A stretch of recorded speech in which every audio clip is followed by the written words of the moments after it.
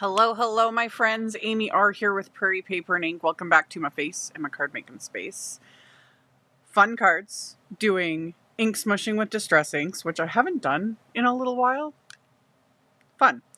Also, my order of the new distress Spritz arrived. If you have no idea what these are, I highly recommend going to Tim Holtz' YouTube channel.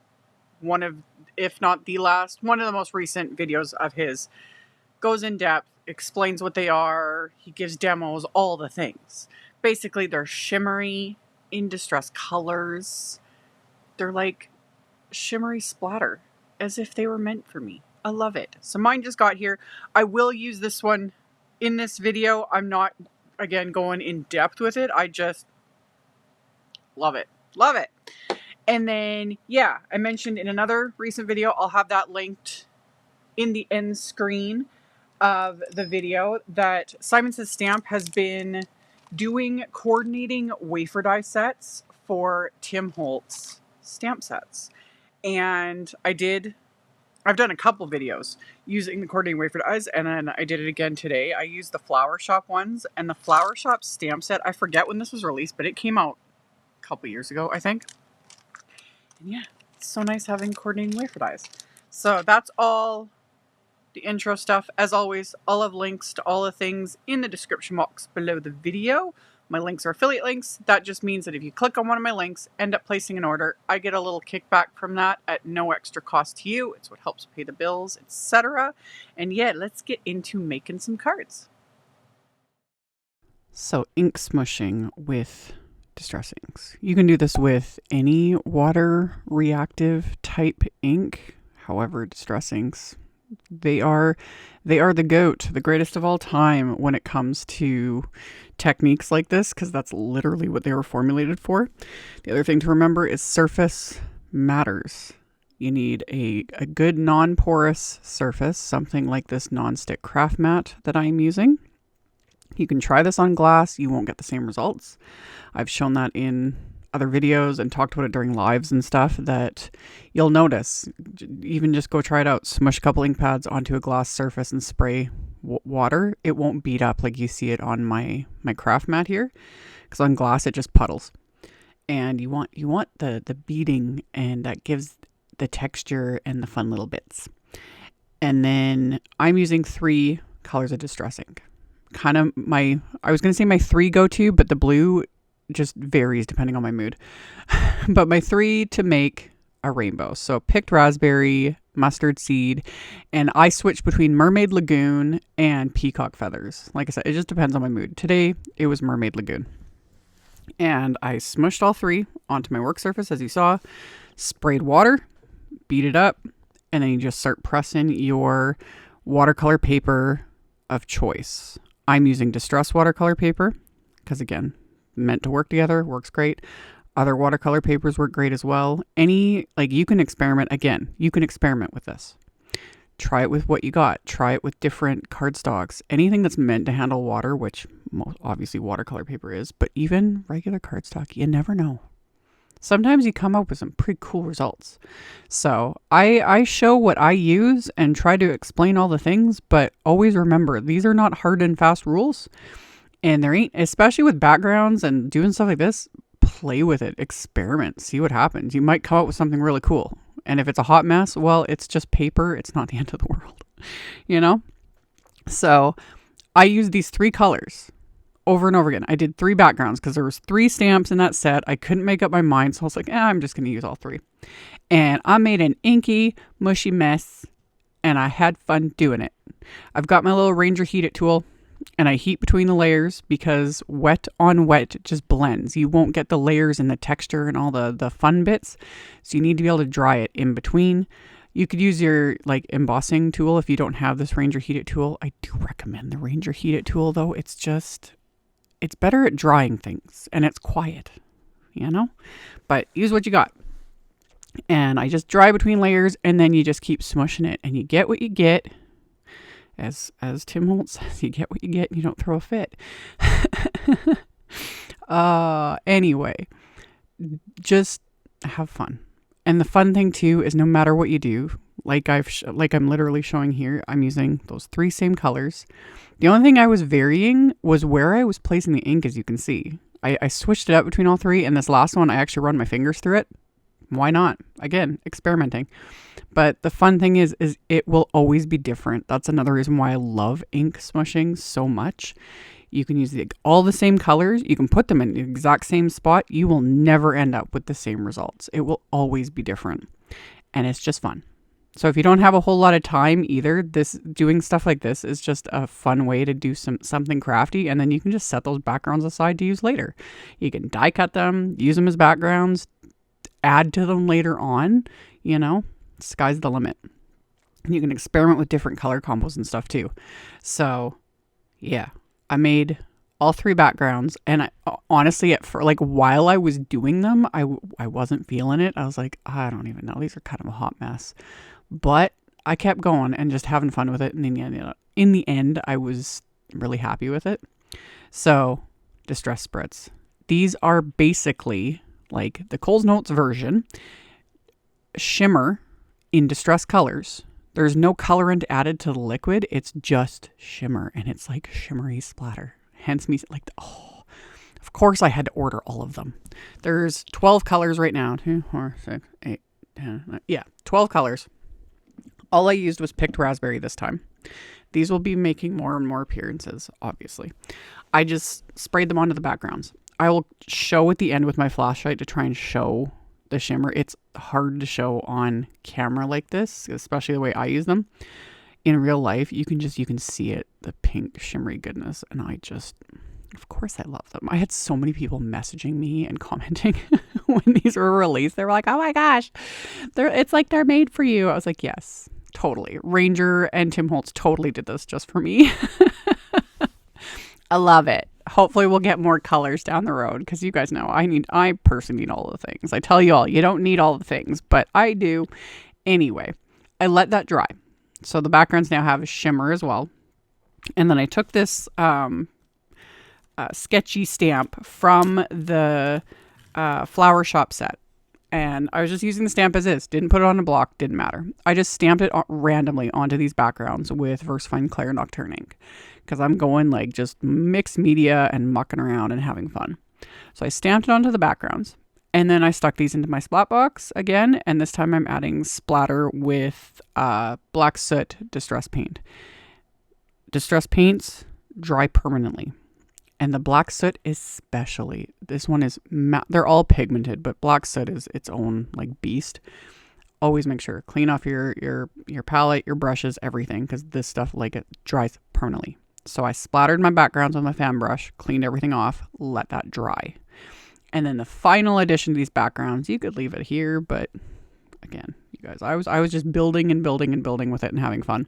So this is the Simon Says Stamps, is it Crochet Blocks? Yeah, Crochet Blocks Stencil. I did a video on this a couple weeks ago, and I like the stencil. It's just pretty. So I use that with some just opaque texture paste. The paste will absorb some of the color from the background as it dries. I am 100% okay with that. This was just to add pattern, So I just applied it with a palette knife over the stencil.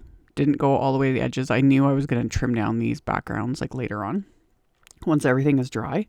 But applied the texture paste over the stencil, and yeah, the pattern on this is fine enough, like it's not solid, so that you can still see all of the texture and the splatter and the stamping and just all the good little bits. And it didn't cover up all the shimmer, because if it's sparkly, I'm all here for it. So gotta let those dry. And then I'm using the floral images from the Flower Shop stamp set. And I've got my Misty. Took out my grip mat because these are red rubber on cling foam stamps. And I've got just Simon Says Stamps Smooth White Cardstock.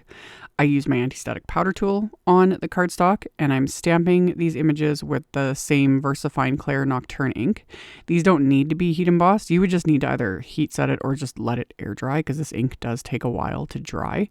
But I heat embossed all of these with clear embossing powder because One, I'm always impatient and I don't have time. I don't have time and I'm impatient. And also the embossing powder will give everything, of course, that raised, shiny finish. So it just gives it a little extra something. So after stamping it, coated it with the clear embossing powder, melted it with my heat tool. These stamps are gorgeous. They really are. Like they have all, I was going to say pixelated, but it's not even really pixelated. They just have an interesting look to them. So I did all 3 stamps. And then after all 3 were stamped and heat embossed, I used the coordinating wafer dies to die cut all of them.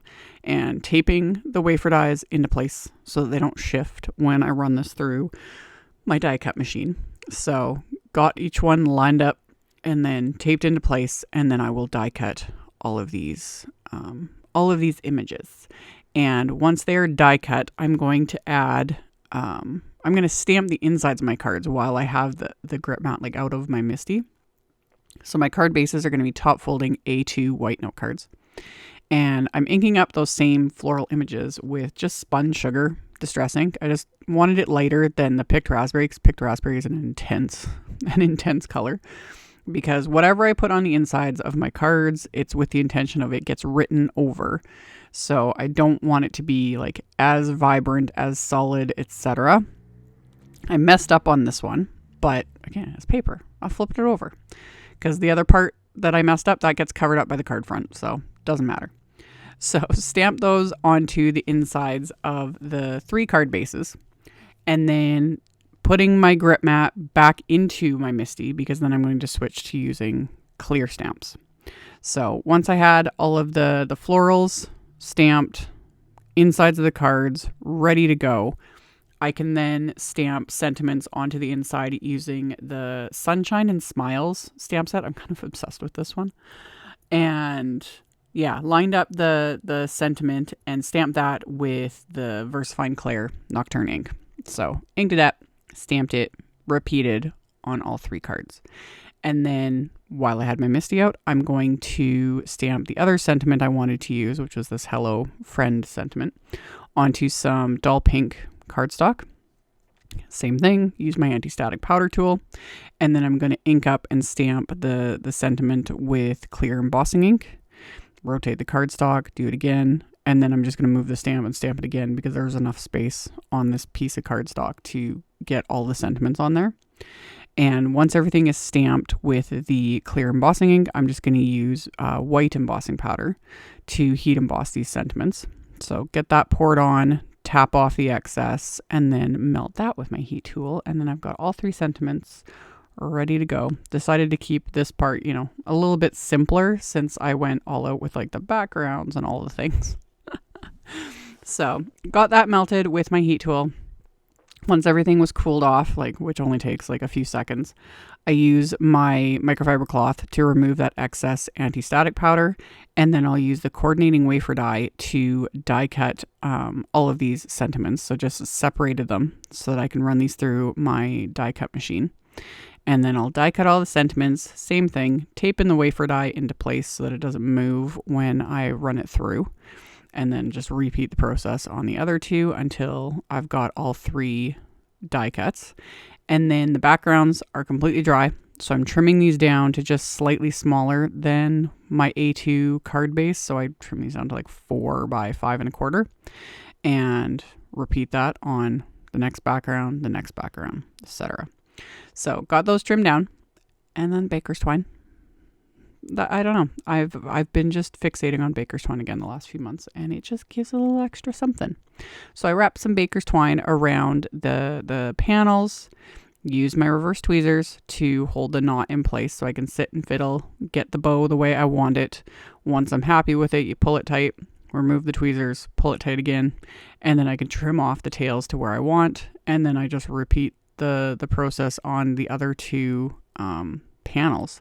So once I've got those done, to adhere my die cut florals, I used some of Simon's thin 3D foam squares, and some of which I just trimmed into like little strips for things like the stems and whatnot, and then adhered those into place onto each of the backgrounds. And then the sentiment I'm going to adhere also with just a combination of foam squares and then just a bit of liquid glue behind where it's overlapping the florals.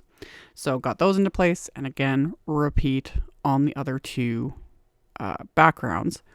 And then to pop these onto the actual card bases, I'm going to use Simon's Big Mama foam tape because that will give, again, a little bit of dimension without making these super thick and bulky. So got the foam tape on the back, peeled off the backing, and then just making sure, because I always have to double check that I'm putting the right background to the right card base. So like same floral on the front, same floral on the inside. Would it matter if it was different? Not really, but yeah. So got those adhered, and then my final bit of embellishment, I mixed the summer blooms and the mermaid tail embellishment mixes because they had, you know, a rainbow of colors between the two of them. So arranged those onto all of these backgrounds, and once I was happy with where I had everything, I'll just adhere these into place. So I just kind of dug through and stuck them around the florals here and just tucked them in here and there. And then once I'm happy with it, I'm going to adhere these with my little embellishment wand to pick them up, and then just a little dab of craft tacky glue, just like so. And then I go through and do that. And that's it. And these cards were done. So I do try to show the shimmer. It's hard because also with the florals being heat embossed, you can see like they reflect the clear embossing powder. But you can see if you look kind of closely that it picks up that pink sparkle. And it's pink. In real life, oh you guys, in real life, like I'm looking at these cards as I'm doing this voiceover, and it's like you can see the pink sparkle because I used picked raspberry, and oh, it's so good. I love it. Love it. So yeah, we got ink smushing and splattering and like mixed media goodness, stenciling, heat embossing, all my favorite things. So like I mentioned in the intro, I'll have links to all the things in the description box below the video. I'll have, videos linked in the end screen as well for those to check out that might have not seen them, all those fun things. Also, like I said, if you're, curious about the distress spritz and have no clue, just head on over to Tim Holtz YouTube channel and check it out because he explains them all in depth, like what they are, why they, made them, what they do, and then there's demos, all the things. Tons and tons of info and inspiration, and totally worth it. So, as always, thank you all so very much for taking the time to watch my videos, for thumbs upping and commenting. It legit helps a lot, and I very much appreciate it. Subscribe if you haven't. I would love to have you, and I will see you all very soon in the next one. Bye.